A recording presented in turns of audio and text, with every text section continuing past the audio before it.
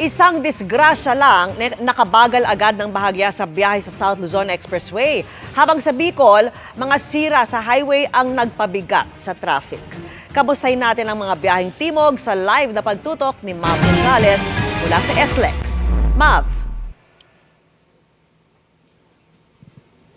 Vicky, sa mga babiyahe pa South, good news dahil mas maluwag na ang Andaya Highway. Maluwag din ang daloy ng trapiko dito sa SLEX.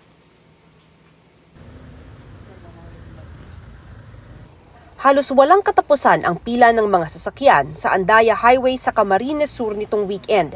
May 4 na bahagi kasi ng highway ang may sira. Pero bumuti na umano ang daloy ng trapiko kagabi ayon sa DPWH Region 5. Tuloy-tuloy ang pagkumpuni sa kalsada. 3 na yung naayos.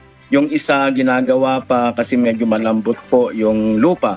Kaya we are hoping na within the day ay matapos rin po. Gumagamit na po kami ng drone, ma'am, para lang ma-monitor namin. Tumatakbo po doon yung mga enforcers namin.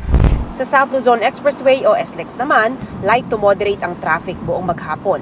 Bumigat lang sandali ang traffic sa Southwoods area kaninang umaga dahil sa aksidente, pero na-clear din naman ito kaagad. Ayon sa Traffic Monitoring Center ng SLEX, marami nang bumiyahe para sa holidays noong Biyernes at Sabado. Sa ngayon po, maluwag pa naman po tayo. Baka mamaya, bumigat na rin to ngayong hapon kasi meron pang mga hindi pa nakauwi kahapon. Tsaka nung Friday. Bukas siguro meron pa rin ilan na hindi sasabay ngayong araw na to, ngayong hapon.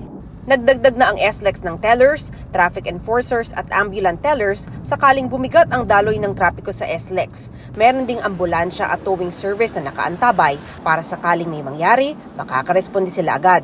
Paalala sa mga motorista, baka yung kaluwagan, magpatakbo sila ng sobrang bilis, baka mamaya magpapasko. Ingat po tayong lahat yan bago umalis ng bahay. O along the way, makapag-load na tayo kasi pwede naman online yan para hindi tayo magka-problema sa mga toll plaza.